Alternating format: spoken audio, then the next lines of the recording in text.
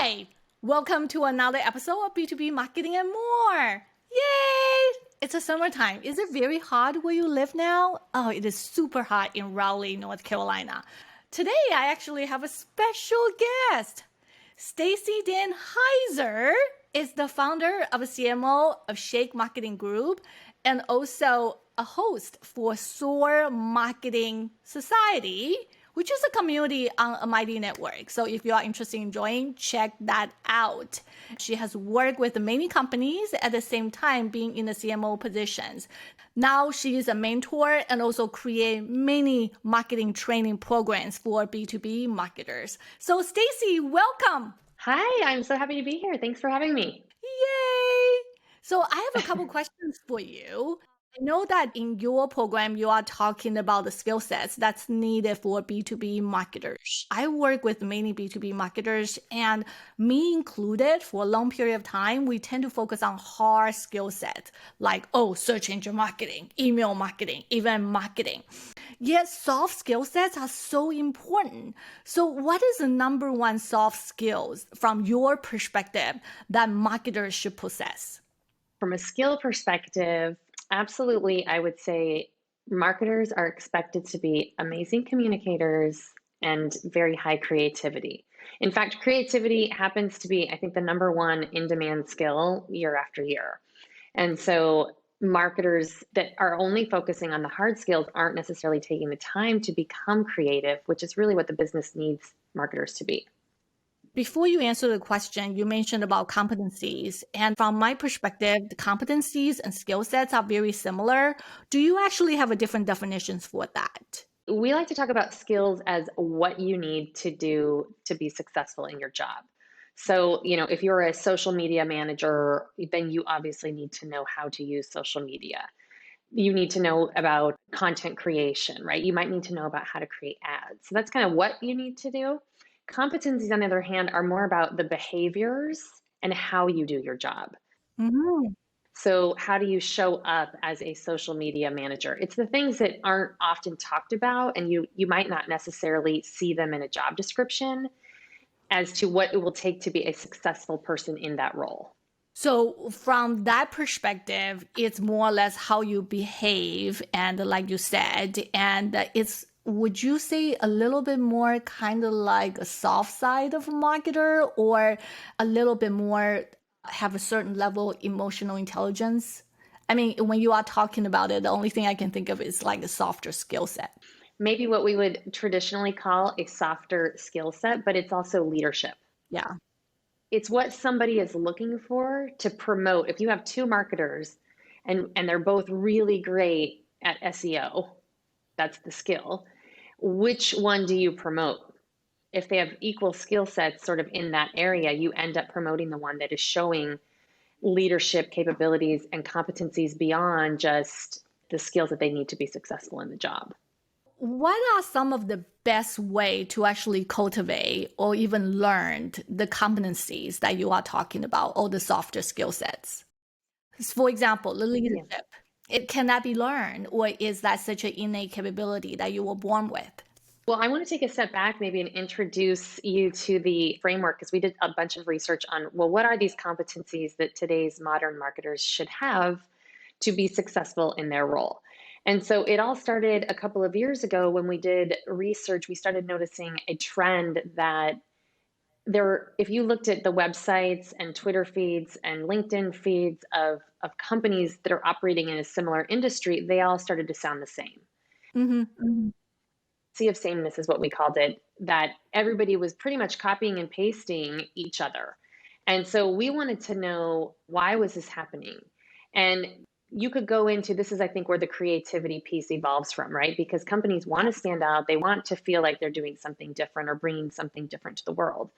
But we were really interested in why this is happening from a marketing perspective. And what we found is that it's not because marketers didn't know what to do. It's because there was a skill set gap or a competency gap happening within the marketing function. So people were getting into these roles They had high demands to get something out there fast. Well, what's the fastest way to do it? You go and you look at what your competitors are doing. You scrape their story from their website, and then you put it onto your own, changing some of the words and making it sound slightly different. What emerged from that research was a set of competencies that we called the value framework, because it's an acronym that spells value. And we found that there were 5 major competencies that modern marketers should be really focused on and developing. So what are these fives, if you can summarize it? So the first one is visionary, V for visionary, which is the ability to look ahead, to use your imagination, to have your pulse connected to what's happening in the market, and not only your industry, but your customers' industry, so that you can see ahead and build strategies. The second one is A for activator, which is the ability not only to get things done, which marketers traditionally rate themselves very high on, but also the ability to collaborate and get buy-in and say no to ideas that may not work for the business. The third one is L for learner, which is not only just staying in touch with your own career path and the upskilling and reskilling required to just be a marketer, but also what are you doing to learn about your competitors, your market, your customers, and even your business and your company products and your company priorities. The fourth one was U for usefulness. And this is really the ability to connect the dots from, on one side of the bridge, what the customer cares about and values, to the other side of the bridge, which is what your company sells. And the bridge itself being, a path of usefulness. How are you leading your customers kind of over that bridge? And you really can't be useful to customers if you don't understand sort of both sides of that equation. And then finally, the E is for evaluator, which is the data analytics side and the ability to objectively look at your marketing activity, look at what's happening, and to be able to analyze it and make decisions based on that. And this one requires a little bit of political savviness as well, because as we know, as marketers, there's a lot of opinions that are being thrown around internally, and projects that come up from the CEO or the head of product. And so this is really being able to analyze the data and make sense of it so that you can use it to make decisions. Basically, you are talking about there is 5 competencies that needs to be possessed, or you need to own some of it to some extent. What you need to be able to create a vision, and you need to be able to activate, which is when you have a plan ready, you need to be able to execute. And the other one, which is I agree 100%, which is continuous learning, because the new technologies coming into a different aspects of the marketing, you need to be able to continue to learn. Then usefulness, and I think from your perspective is, it's not just be useful, but also be able to understand it's a value add to your organization. And the last one is evaluator, which is you need to be able to actually look at analytics and also understand that different business units or different partners within organization might have a different request, and you may not be able to satisfy all of them. And you need to look into the data to determine and also prioritize in terms of how you want to do your marketing campaigns at the same time, please everybody. Yes, yeah, exactly. Budgeting is a big one for that, being able to allocate budgets, and how do you do that? With that being said, those are kind of like, I would say, a lot of competencies or the skill set that people need to possess. And it's a journey, it's a multi-years type of effort. Obviously, you have written a book, talk about it in terms of how they can do. Is that, for these 5 different, say, competencies, is it one more important than the others? Or is there any way to learn kind of like multiple competencies at once? The book is called Standout Marketing, and we are just in the process of launching a self-assessment tool so that somebody could go on and figure out where do they have the biggest gaps across 5. I've done the polls for other audiences, and typically the one that seems to be rated the lowest as of now, kind of trending amongst marketers. What do you think it is? Vision? Yeah, it's Right. visionary. Yes. Either vision or evaluating. That's the is either number 1 or number 5. That's how I would see it. But Yes. yeah. If you think back to a few years, there's been this push for data-driven marketing, data-driven marketing, data-driven marketing. So I think you're starting to see more people sort of comfortable in that role of thinking ahead about what data do I need to collect. That makes a lot of sense. I like that. Yep. But what I think the gap is around sort of this visionary piece. And this is really, if you look at the CMO tenure and the turnover in the marketing position, and the frustration with the CEOs, it's that marketers aren't really tapped into business priorities and able to connect to suggesting marketing activity that aligns to the business. And so, this requires a lot of strategic thinking and time to give and permission to give yourself time to think strategically, versus what I think a lot of companies tend to do is, yeah, I know that there's a bunch of steps and foundation that we have to build, but let's just go execute and let's put something out there and let's see how it does. And, what ends up happening with that kind of approach is that sure, you get results, but you're kind of sporadic about collecting that information versus being intentful and purposeful about where you want to focus. So to answer your question, we have a self-assessment tool that we're building that will help somebody identify those. The second piece of that, like which one is most important, really depends on the organization. I like that answer. There's different stages of companies, there's different sizes of marketing teams, and I would take a holistic approach to it. When I work with organizations, kind of looking at the skill sets on the team, if you have a strong team of activators and you have nobody doing the evaluation and nobody doing the visionary piece, well, then that's the gap, and that's what you should be focused on, is filling that gap. Whether you're upskilling somebody or potentially bringing on a new hire in that area, that's kind of how the prioritization would work. And so these can all be learned. I mean, it can. So the book actually goes into each chapter has an explanation of what the competency is. There's some exercises and self-assessment that you can do to figure out how you would score yourself. And then there's suggestions and ways to get better for each of those areas as well.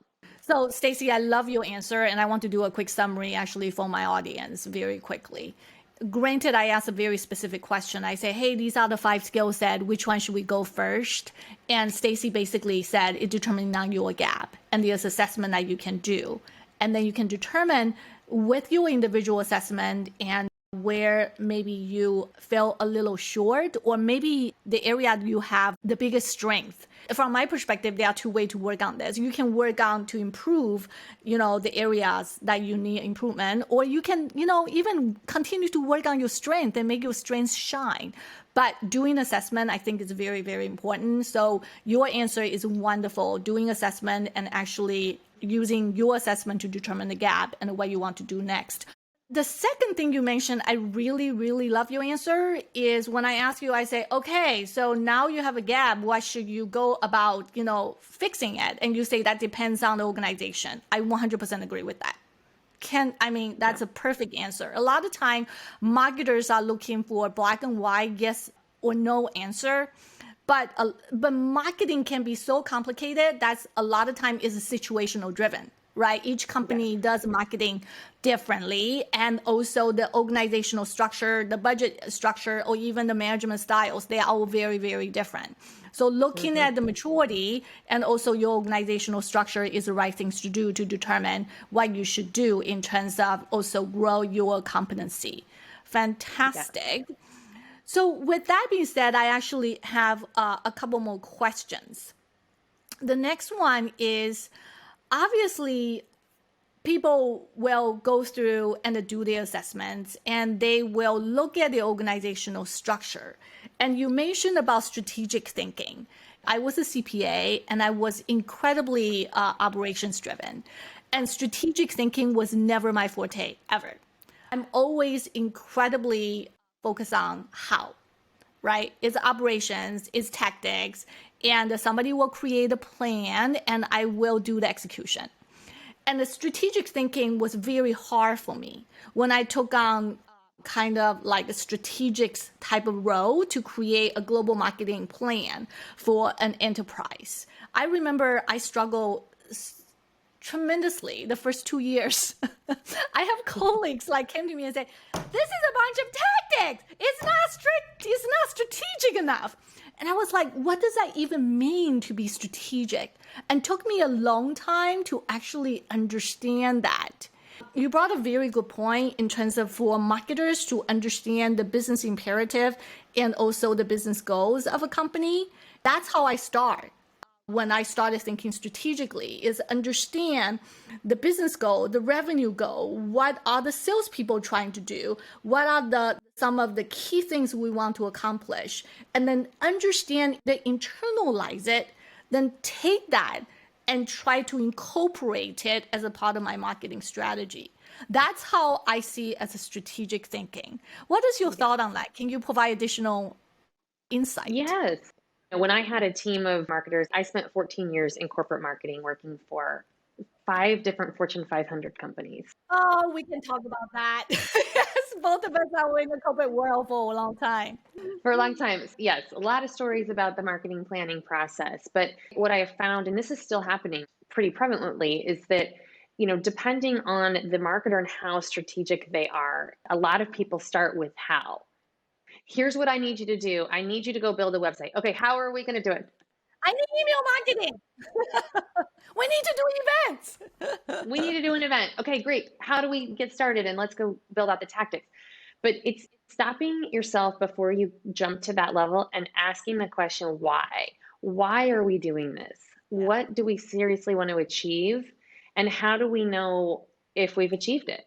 What does success look like for this program? So, I think a lot of companies, and especially, back in my day in corporate, we did a lot of events because we had always done events. And Yeah. because, well, of course, we're going to show up at this trade show because that's just what you do.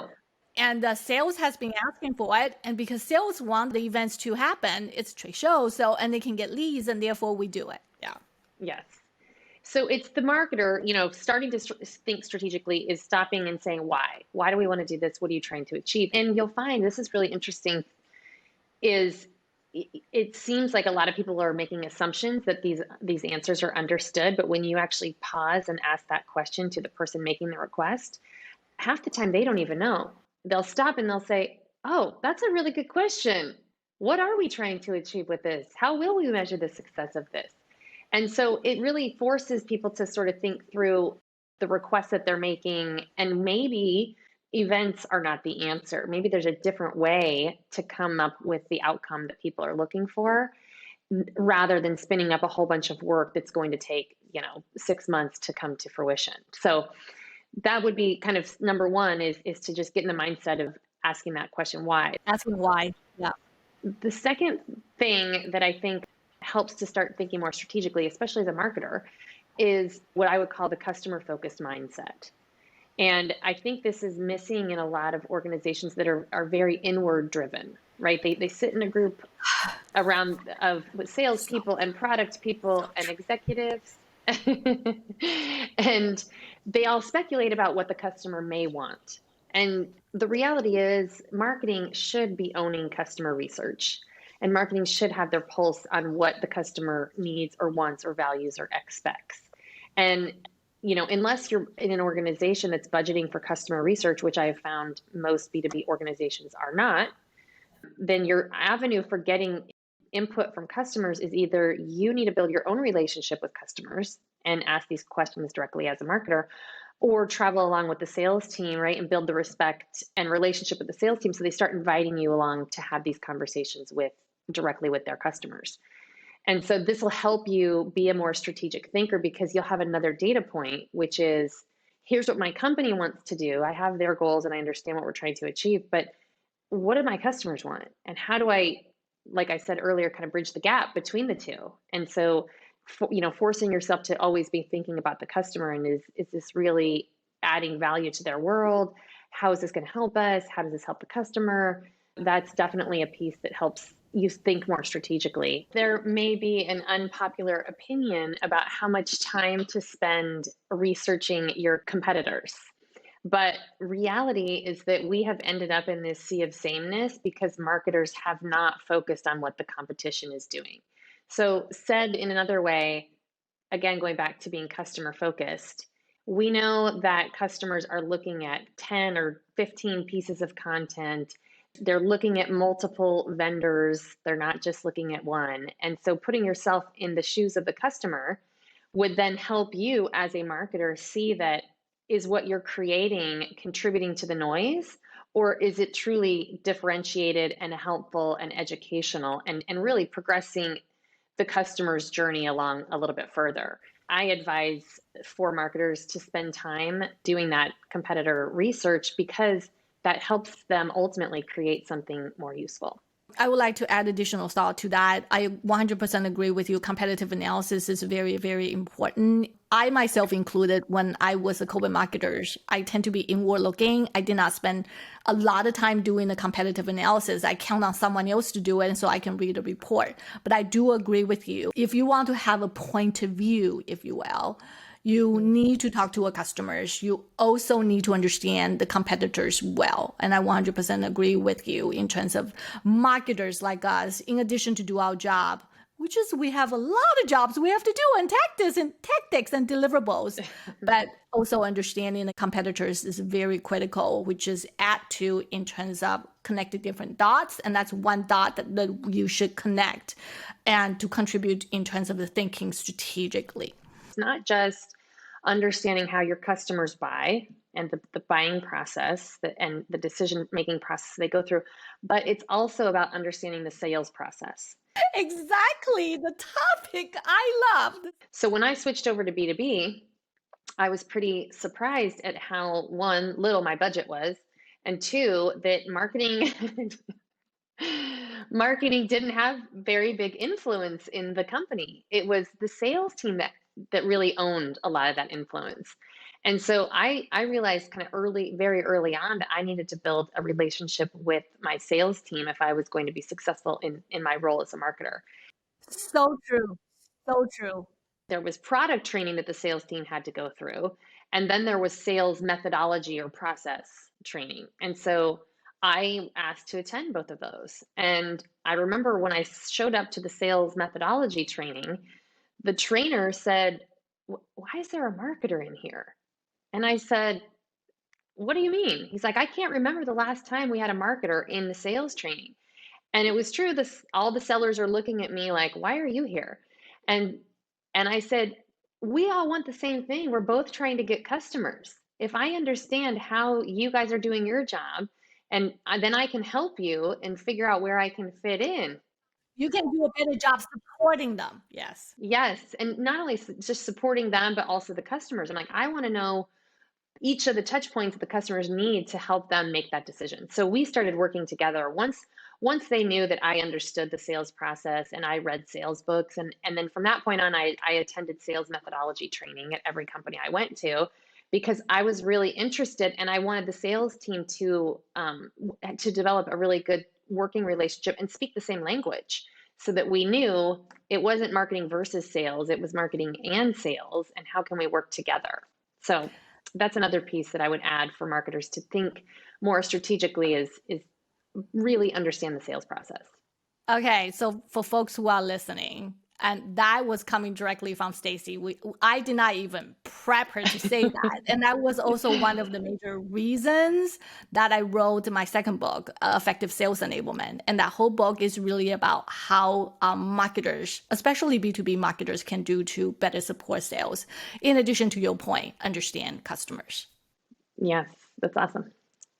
So after they listen to, say, this show or this podcast, and let's assume they also did the gap analysis and understand what they need, what are one or two like very easy, quick, actionable suggestions that you have so that they can continue to hone in these 5 competencies on a regular basis? What are a couple things they can do either on a daily basis, or that's something they can read, or something they can practice?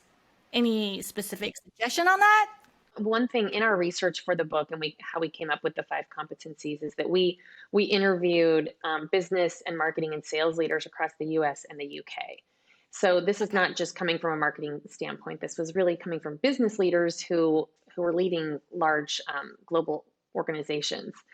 And the one thing that was very interesting to me was about going back to the learning bit, which is a lot of companies had budgets for their marketing teams to use for learning. To attend conferences, to take classes, yes. Yes. And the one thing that we heard as a barrier was my marketing team is not using it. So we have a Really? budget. Nobody comes to me and asks me to use it. Or I think there's maybe one person on our team who ever finds something and asks to attend. So that was interesting. And I started to look into why. And it went back to these long lists of things to do that marketers are notorious for having. And so learning was deprioritized, way, way down on the list. And so I would say, prioritize yourself. Nobody, especially if you're working in an in-house agency or a corporate job, is going to come and tell you what you need to go learn. It's really up to you. And this is like your own personal growth and your own development that you get to own. So make that a priority. And if it's 30 minutes a day, spend reading about your industry, spend reading about something that your customer's doing, learning more about your product. I mean, there's so much to learn. We can have a whole separate other episode, and there's a whole chapter in the book that tells you, go specifically kind of breaking down what you need to learn. But that would be one piece of advice that I think everybody has full ownership of, is blocking off 30 minutes a day to learn. And this was the thing, well, I don't have the time. Well, I guarantee that there's probably 30 minutes in your day that you're spending scrolling mindlessly on social media or sitting in a meeting that you don't need to be in.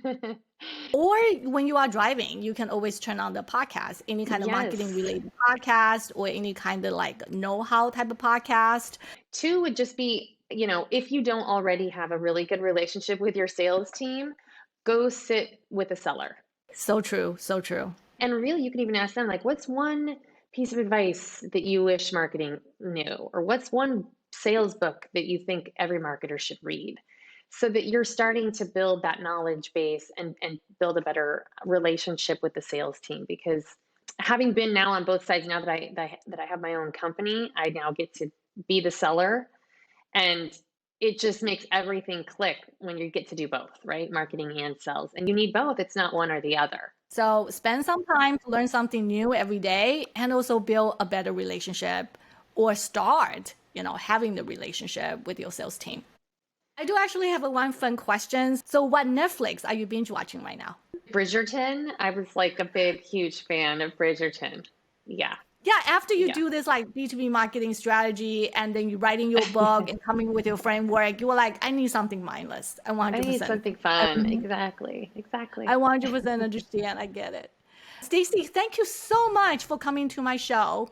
Can you also remind us one more time in terms of where we can find your book and also where people should go in terms of finding more about you? So first, I'd love to connect on LinkedIn. Stacey Danheiser is my name. So we'll share a link to that, but you can look me up on LinkedIn. And then my company website is Shake, SHAKEM, as in marketing, KTG.com. And there you'll find my books. I have a new playbook program that I'm rolling out, the assessments, kind of all of our tools and resources are on that website. So Thank you so much for coming to my show, Stacey. yes, thank you for having me. It was awesome chatting about one of my favorite topics, B2B marketing. Yay! Take care, everyone. Bye. Never miss an episode of B2B Marketing and More by following us here on YouTube and leave a comment while you're at it. You can also find episodes wherever you get your podcasts.